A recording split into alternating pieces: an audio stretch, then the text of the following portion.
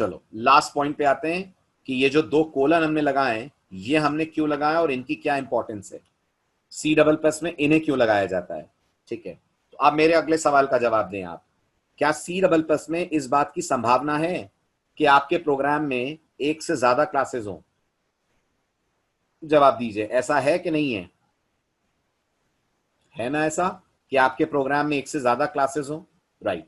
अगर आपके प्रोग्राम में एक से ज्यादा क्लासेस होंगी तो आप मानते हैं हर क्लास के अपने मेंबर फंक्शन होंगे? एग्री करते हैं आप? है ना। इमेजिन करिए आपने अपने प्रोग्राम के अंदर एक क्लास बनाई है स्टूडेंट के नाम से, उसके अंदर कुछ डेटा मेंबर्स हैं और उसके अंदर एक गेट और एक शो नाम का मेंबर फंक्शन आपने बनाया है। और इसी प्रोग्राम के अंदर आप इमेजिन करिए आपने एक और क्लास डिजाइन करी है और आपने उस पर्टिकुलर क्लास का नाम फैकल्टी रखा है। अब आप बताइए फैकल्टी का डेटा स्टूडेंट के डेटा से अलग होगा ना? ये सेपरेट क्लास है कि नहीं है? होगा। तो क्या इस डेटा को ये वाले गेट और शो एक्सेस कर लेंगे? जवाब दीजिए जरा। नहीं कर लेंगे। इतना तो समझ में आ ही गया होगा 2 दिनों में कि हर क्लास के अपने मेंबर फंक्शन बनते हैं कि नहीं बनते हैं। अब इमेजिन करिए मैंने इनका भी नाम गेट और शो दे दिया, सपोज करिए, है ना। अब फैकल्टी के पास भी एक गेट और शो है, स्टूडेंट के पास भी एक गेट और शो है। अब दिमाग दौड़ाइए आप, अगर हम लोग लिखते हैं void get, तो क्या आपको समझ आ रहा है ये गेट स्टूडेंट का है कि ये गेट फैकल्टी का है? बताइए आप। तो जैसे आपको नहीं आ रहा है ऐसे फैक्ट कंपाइलर तो ये मानने को तैयार नहीं है कि ये मेंबर फंक्शन गेट है। कंपाइलर कोई बताएगा मुझे इसे क्या मान लेगा? अगर आप इसे ऐसे बनाएंगे जैसे मैं दिखा रहा हूं, कंपाइलर इसे मान लेगा एक ऑर्डिनरी फंक्शन। हमारी लास्ट लेक्चर में बात हुई थी ना कि सी प्लस प्लस में 2 तरह के फंक्शन होते हैं, एक मेंबर फंक्शन, एक ऑर्डिनरी फंक्शन। तो कंपाइलर सोच लेगा ये एक ऑर्डिनरी फंक्शन है। फिर क्या होगा? फिर कंपाइलर इस गेट के अंदर अगर देखेगा आपने रोल यूज करा है, या मान लीजिए इस गेट के अंदर आपने किसी भी डेटा मेंबर को यूज करा है, तो कंपाइलर दे देगा एरर, क्योंकि वो ये मान ही नहीं रहा कि ये क्लास का मेंबर फंक्शन गेट है, वो तो मान रहा है कि ये एक ऑर्डिनरी फंक्शन गेट है। आ रहा है समझ? नहीं आ रहा है? आ रहा है। तो ये जो स्कोप रेजोल्यूशन आप लगाते हैं, इसकी जगह अगर आप गेट को ऐसे बनाते, void student scope resolution get, तो कंपाइलर को अच्छे से समझ में आता कि ये पर्टिकुलर गेट स्टूडेंट का गेट है। तो क्या वो हमें यहां से रोल एक्सेस करने देता अगर इस गेट के आगे लगाए स्टूडेंट स्कोप रेजोल्यूशन? जल्दी बताइए, करने देता कि नहीं करने देता? करने देता ना। यानी कंपाइलर ये पर्टिकुलर चीज को एक तरीके का आईडी कार्ड मानता है। राइट, कंपाइलर इसको एक तरह का आईडी कार्ड मानता है। Got it? इसके थ्रू कंपाइलर को ये समझ में आता है कि गेट ये बता रहा है कि मैं सदस्य स्टूडेंट नाम की क्लास का हूं। आई रिपीट, इस लाइन को देखकर कंपाइलर को यह समझ में आता है कि गेट मुझे कह रहा है मैं सदस्य स्टूडेंट नाम की क्लास का हूं। तो कंपाइलर पहले चेक करेगा कि क्या स्टूडेंट में गेट है, उसे देखेगा हाँ भाई है, प्रोग्रामर ने गेट बनाया है। तो कंपाइलर इसको अब ऑर्डिनरी नहीं मानेगा, क्या मानेगा? आंसर दीजिए, क्या मानेगा? कंपाइलर इसे मानेगा एक मेंबर फंक्शन। राइट? इसलिए भले ही क्लास का नाम और स्कोप रेजोल्यूशन आपके और मेरे लिए कोई अहमियत ना रखता हो, लेकिन सी प्लस प्लस के कंपाइलर के लिए बहुत अहम है, बहुत जरूरी है। वो अगर इन्हें नहीं देखता है तो वो ये कभी नहीं मानता कि ये मेंबर फंक्शन है, वो ऑर्डिनरी फंक्शन की तरह इसको देखने लग जाएगा। आ रहा है समझ? हाँ मुनीर, अगर फैकल्टी के डेटा मेंबर को एक पब्लिक कर दिया तो वो कहीं से भी एक्सेस हो जाएंगे। आयुष, आपका क्या कहना है? लेकिन अपन 2 जगह रिटर्न क्यों बताते हैं? 2 जगह रिटर्न मतलब? कहां 2 जगह रिटर्न बताया मैंने? 2 क्लास में कॉमन मेंबर फंक्शन से तो क्या करें? भरत मुझे समझाओगे सिनेरियो कैसा होगा? कॉमन से क्या कहना चाह रहे हो? विवेक, एक ही क्लास में अगर दो मेंबर फंक्शन के नाम सेम करते हैं तो उसके लिए हम फंक्शन ओवरलोडिंग करेंगे। बिल्कुल हो सकते हैं, लेकिन ओवरलोडिंग चैप्टर पढ़ने के बाद। कॉमन डेटा मेंबर है, समझा नहीं भरत, आप क्या पूछना चाह रहे हो? मैं अनम्यूट करूं आपको?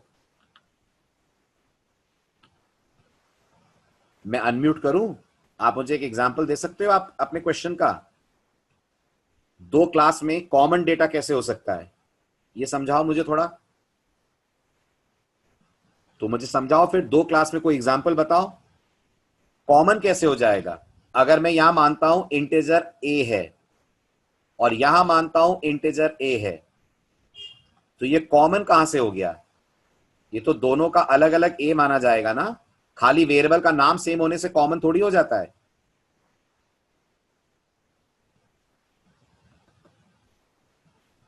Yes Yemen, member function private होते हैं, लेकिन बहुत एक्सट्रीम केसेस में होते हैं, बहुत एक्सट्रीम। मैं बताता हूं कब।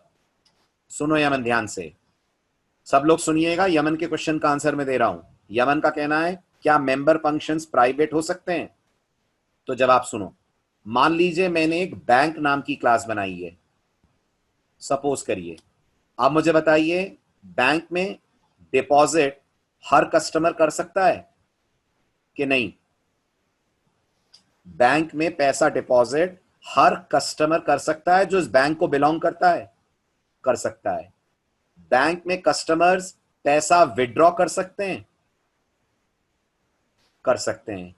बैंक में कस्टमर अकाउंट खोलने के लिए अप्लाई कर सकते हैं? कर सकते हैं। क्या बैंक में कस्टमर अपने अकाउंट में इंटरेस्ट डाल सकते हैं? क्या कस्टमर्स को यह राइट है कि बैंक बैलेंस का इंटरेस्ट भी खुद ही कैलकुलेट करें? नहीं ना। तो फिर वो जो इंटरेस्ट कैलकुलेट करने वाला फंक्शन है वो हम लोग रखेंगे प्राइवेट। क्यों? क्योंकि हम नहीं चाहते हैं कि हर कोई कहीं से भी इंटरेस्ट कैलकुलेट को कॉल कर ले। उस केस में ये प्राइवेट जाएगा, लेकिन ये बहुत एक्सट्रीम केसेस में होता है। आ रहा है समझ? ओके यमन, डाउट दूर हो गया?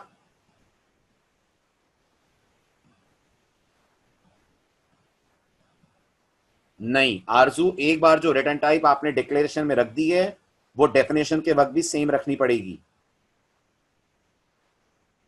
अगर दो ऑब्जेक्ट हो तो जिससे आपने इनपुट लिया है, आउटपुट देखकर थोड़ी समझ में आ रहा है। ऐसे तो ज्ञान तुम्हें आउटपुट देकर कैसे समझ में आएगा कि मैं इनपुट जो दे रहा हूं वो ए में जा रहा है कि बी में जा रहा है, अगर हमारे पास मेन में दो इंटीजर ए और बी हैं तो? वेरी गुड वंश, इसे कॉल हम लोग पब्लिक मेंबर फंक्शन के अंदर से कहीं से करेंगे। वेरी गुड प्रज्वल, मैं वही समझा रहा हूं। हम उसे कॉल अंदर के किसी फंक्शन से करेंगे, डायरेक्ट नहीं करेंगे बाहर से। हुआ clear?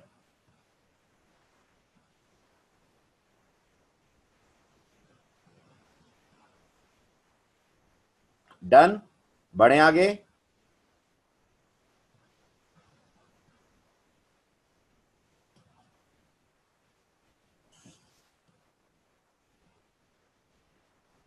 Everything sorted, everything clear, no doubts, no issues?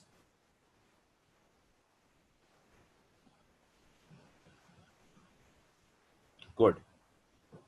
चलिए अब आपको दे रहा हूं आपकी अगली एक्सरसाइज जो आपको अटेम्प्ट करनी है।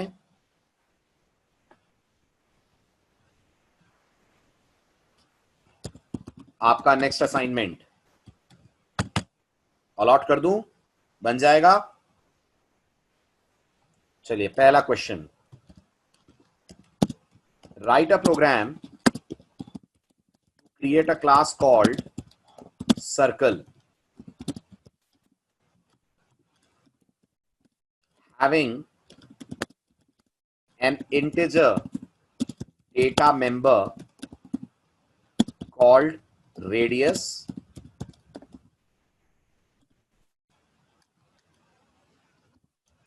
and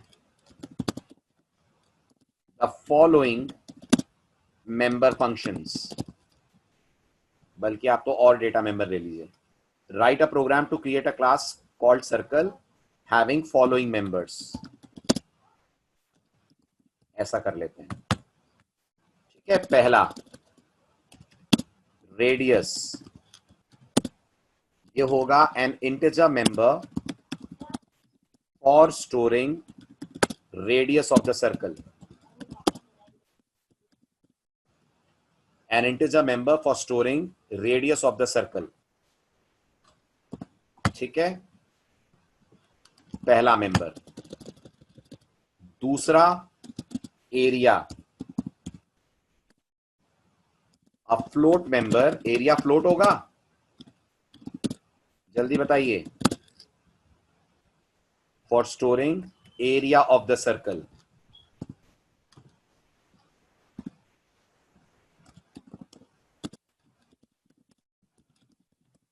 ठीक। और तीसरा circumference, circum F, a float member for storing circumference of the circle, for storing circumference of the circle। अब उसके बाद also provide following member functions, कितने होने चाहिए, क्या लगता है आपको क्लास में कितने मेंबर फंक्शन होने चाहिए? एक होना चाहिए get for accepting radius, right, ठीक है। रेडियस की वैल्यू किससे लेनी है? रेडियस की वैल्यू किससे लेनी है? यूजर से। दूसरा होना चाहिए cal area for calculating area of the circle. तीसरा होना चाहिए कैल सरकमफेरेंस, ये कैलकुलेट करेगा circumference of the circle.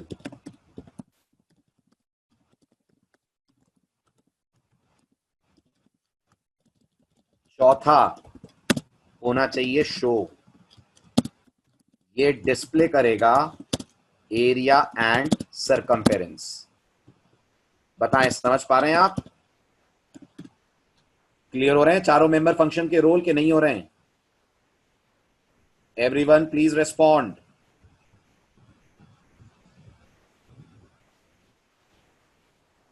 Good.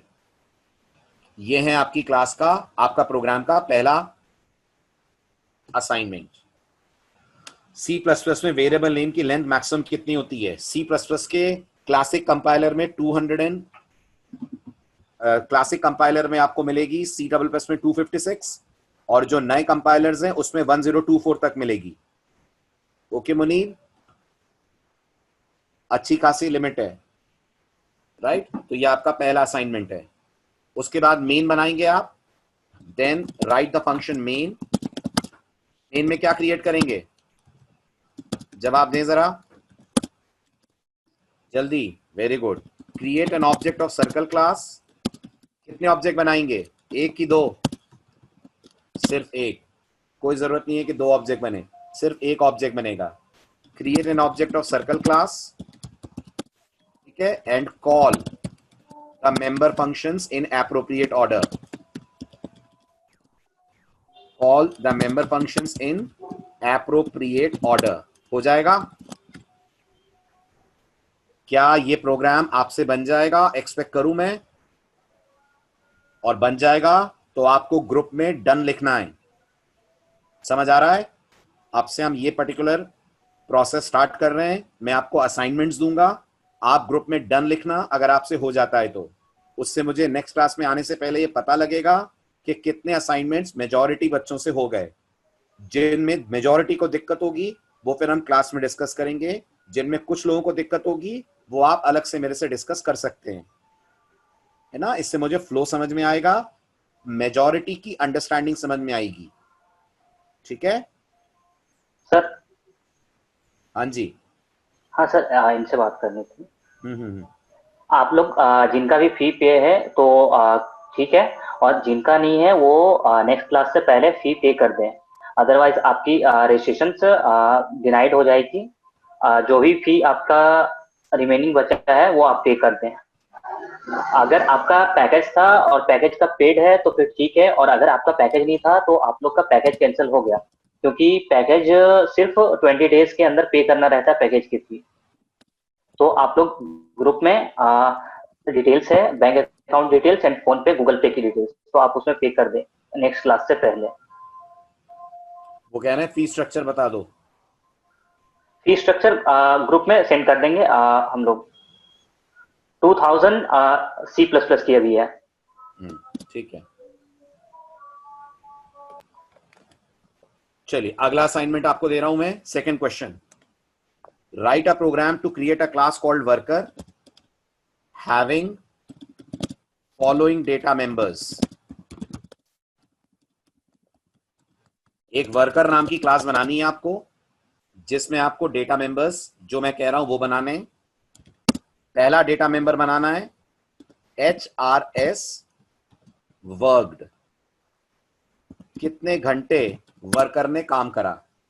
For storing number of hours the worker has worked, for storing number of hours the worker has worked. ये पहला point समझ में आया। ये क्वेश्चन ज्यादा इंपॉर्टेंट है, इसलिए जरा ध्यान से समझिएगा। एक डेटा मेंबर रखना है जिसमें आपको बताना है कितने घंटे वर्कर ने काम करा, ये आपको यूजर से इनपुट मिलेगा। ठीक है, नेक्स्ट है RPH, उसका rate per hour, for storing rate per hour of the worker. Worker per hour कितना चार्ज करता है ये उसका रेट होगा, for storing rate per hour of the worker, ये भी यूजर आपको देगा। और तीसरा आपको डेटा रखना है सैलरी, जिसमें आप कैलकुलेट करके स्टोर करेंगे वर्कर की सैलरी कितनी हो रही है, for storing the salary of the worker. Class के अंदर ये मेंबर फंक्शंस होंगे, also provide following member functions. कौन कौन से? सबसे पहला गेट, क्या करेगा ये बताइए जल्दी से, क्या क्या लेंगे यूजर से आप। फॉर एक्सेप्टिंग, जल्दी बताओ, इस प्रोग्राम में यूजर से क्या क्या इनपुट लिया जाएगा? तीनों, hours work, rate per hour और सैलरी।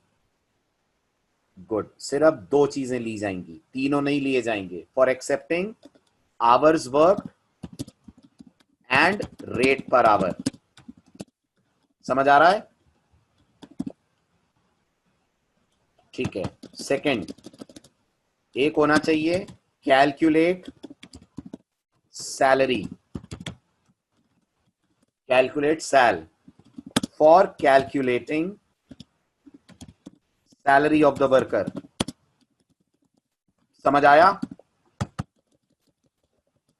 और तीसरा show, for displaying all the details of the worker. यहां डिटेल से मेरा मतलब hours work, rate per hour और सैलरी। नहीं मुनीब, सैलरी यूजर क्यों देगा? सैलरी हम कैलकुलेट करेंगे कैलकुलेट सेल के अंदर, जैसे पिछले एग्जांपल में एरिया कैलकुलेट कर रहे हैं कैल एरिया के अंदर। आ रहा है समझ कि नहीं आ रहा है? ठीक है, आप सबसे जरूरी बात सुन लीजिए, सैलरी कैलकुलेट करने का लॉजिक क्या है, सुनिए ध्यान से। Following is the rule for calculating salary, following is the rule for calculating salary. Worker की सैलरी कैसे निकाली जाए, ये उसका रूल है। Up to 40 hours the salary will be rate per hour multiplied by hours worked. ये समझ आया पहला पॉइंट? ठीक है, आगे सुनिए। For hours more than 40, for hours more than 40 the rate per hour will be doubled. ठीक है, अब मैं एक एग्जांपल से आपको समझा रहा हूं। जो लिखा है वो क्लियर है? सैलरी कैलकुलेट करने का लॉजिक। तो सुनना ध्यान से। अब अगर किसी वर्कर ने, ध्यान दीजिए, अगर किसी वर्कर ने 60 घंटे काम कराए, 60 आवर्स वर्क कराए, और उसका रेट पर आवर का 100 रुपीज है, तो बताइए इसकी सैलरी कितनी बनी। बिल्कुल विकास, इफ एल्स लगेगा। सैलरी कितनी बनी? 60 घंटे काम कराए, 1 घंटे के 100 रुपए लेता है, तो इस गलत। सुधीर बिल्कुल गलत, बिल्कुल गलत जवाब। ध्यान से सुनिए, 40 घंटे तक इसको 100 रुपए पे करे जाएंगे। तो 40 इंटू 100 कितना बना? 4000 बना। 40 इंटू 100 4000 हुआ कि नहीं हुआ? पहले ये बताइए। हुआ ना? ठीक है। अब इसने कितने घंटे एक्स्ट्रा काम करा है? इसने कितने घंटे एक्स्ट्रा काम करा है? 40 से ऊपर 20 घंटे। इन 20 घंटे के लिए 200 रुपए लेगा ये, उन 20 घंटों के। तो कितना हुआ? 20 इंटू 200, 4000 हुआ। तो इस बंदे की सैलरी कितनी बनी? 8000 रुपए बनी। समझ में आई ये मैथमेटिक्स? ऐसे ही गेस करिए, अगर किसी ने 45 घंटे काम करा है, 45 आवर्स काम करा है, और उसका काम करने का रेट पर आवर 150 रुपीज है, तो उसकी सैलरी कैसे निकलेगी? 40 घंटों के आप उसे पे करेंगे 150 रुपए। कितना हुआ? जल्दी बताइए। 150 इंटू 40, 4000 हुआ, 5000 हुआ। कैसी मैथ्स कर रहे हैं? 6000 हुआ ना? 40 घंटों के बंदा 6000 रुपए लेगा ना, 150 रुपए के हिसाब से। अब एक्स्ट्रा आवर्स कितने हैं इसके? 40 घंटे से ऊपर कितने घंटे काम करा है? 5 घंटे। इन 5 घंटों के लिए डबल चार्ज करेगा। 1 घंटे के कितने चार्ज करेगा? 300 रुपए चार्ज करेगा। तो कितना हो गया? 5 इंटू 300, 1500। इस बंदे की टोटल सैलरी 7500 होगी। आई मैथ समझ? हो रहा है क्लियर? ये सारा लॉजिक कहां लगेगा? ये सारा लॉजिक कहां लगेगा? गेट में कि शो में? ये सारा लॉजिक कहां लगेगा? गेट में कि शो में? बहुत बढ़िया, शाबाश। ये होता है कॉन्फिडेंस। गुड। सवाल ही गलत है, ना गेट में ना शो में। ये लॉजिक लगेगा कैलकुलेट सैलरी के अंदर। Perfect answer.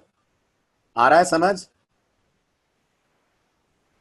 बन जाएगा, प्रोग्राम बन जाएगा। गुड। स्क्रीनशॉट्स ले लीजिए आप, ग्रुप में पोस्ट भी कर दूंगा मैं, आप स्क्रीनशॉट ले भी लें सेफ साइड के लिए। और बनने के बाद क्या करेंगे? प्रोग्राम बन जाएगा तो क्या करेंगे? इन्फॉर्म कीजिएगा ग्रुप में, याद से डन। ठीक है, दोनों बन जाएंगे तो बोथ डन, एक बनेगा तो लिख दीजिएगा सिंगल प्रोग्राम डन। ठीक है, दिस इज पेज 1